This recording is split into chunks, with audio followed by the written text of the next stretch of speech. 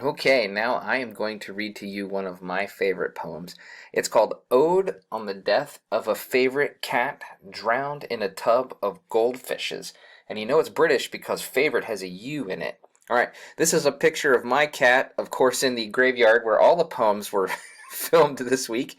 I know what you're thinking. We got to get Mr. Brown out of that farmhouse off of that hillside. He's hanging out with dead people, but listen, it's okay. It's okay. I'm still feeling normal, and in my defense, all of these poets are dead. And, we've been reading Arthur Miller, and guys, he's dead too.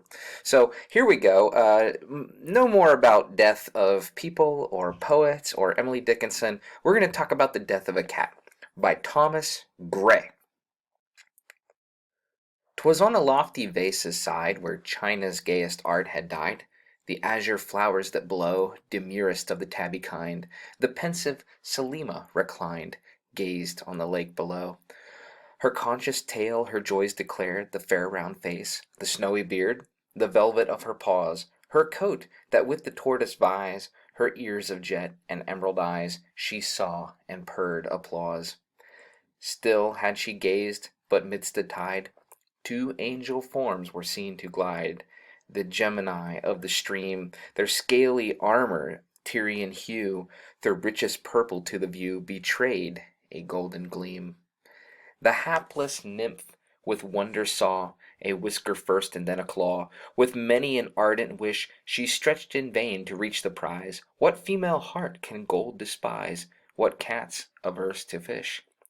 Presumptuous maid, with looks intent, again she stretched, again she bent, nor knew the gulf between. Malignant fate sat by and smiled, the slippery verge her feet beguiled. She tumbled headlong in, 8 times emerging from the flood. She mewed to every watery god some speedy aid to send. No dolphin came, no Nereid stirred, nor cruel Tom, nor Susan heard. A favorite has no friend. From hence he beauties undeceived, no one false step is ne'er retrieved. And be with caution bold, not all that tempts your wandering eyes and heedless hearts is lawful prize, nor all that glisters gold.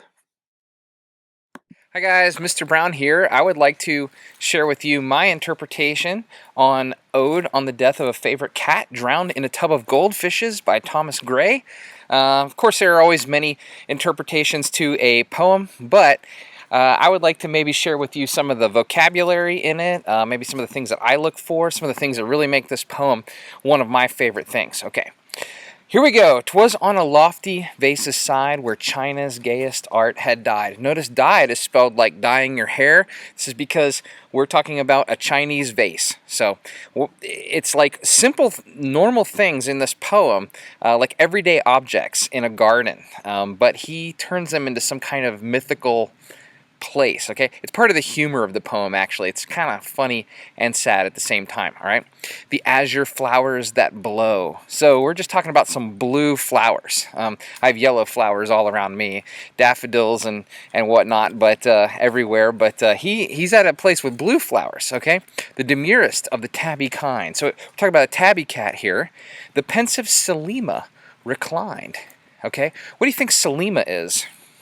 That's right. Selima is the name of the cat. So we actually have the cat's name. I mean, poems are really bad about saying, I'm going to immortalize you in poetry, and then they never say the person's name. Here we actually know the cat's name. All right?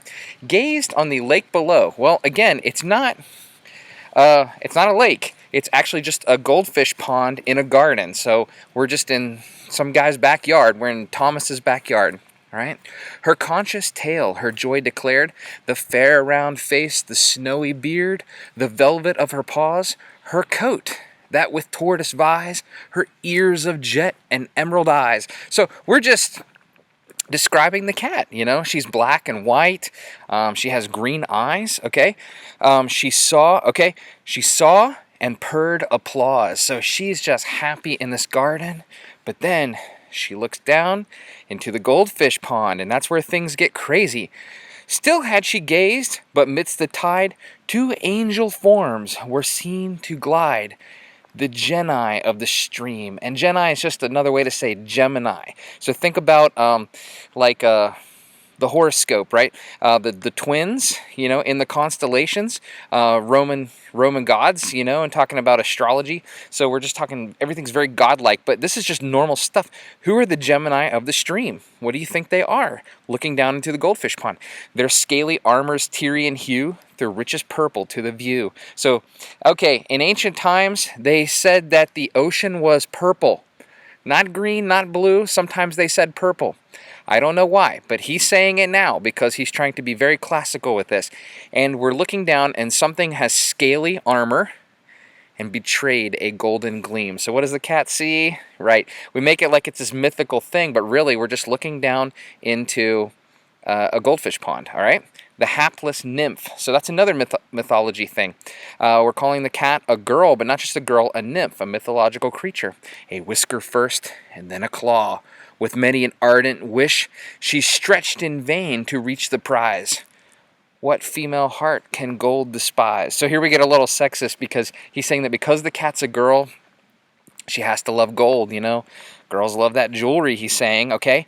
But he also says, what cat's averse to fish? So she wants the gold because she's a girl, but she wants the fish because she's a cat, okay? So that's what he's saying here. Presumptuous maid, again, you know, she's a maid, an unmarried woman. With looks intent, again she stretched, again she bent, nor knew the gulf between. Like, how far is she going to have to jump to get these goldfish? Maybe she has to go down deep and doesn't realize it.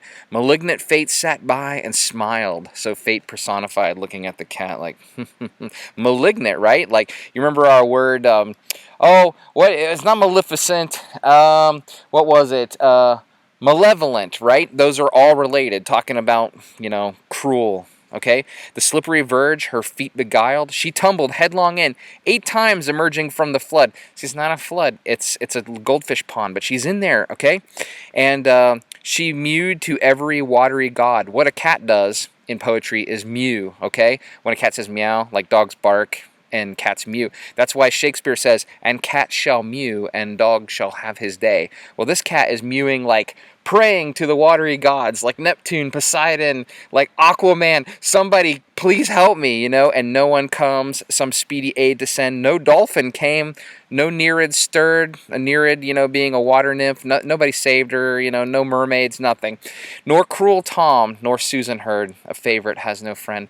Tom is Thomas, the guy who wrote the poem, and Tom wasn't there to save his favorite cat, and he feels bad about that. So that's why we have this ode, this thing. An ode is actually a happy poem, but I think we're trying to remember the cat in a happy way with all this, you know, mythological talk. Okay, but you know, it's just a cat drowning in a goldfish pond. But we've got a lesson. It wouldn't be a classic poem unless it had a lesson. From hence, ye beauties, talking about you guys, you beautiful people. Undeceived, don't be deceived. No one false step is ne'er retrieved.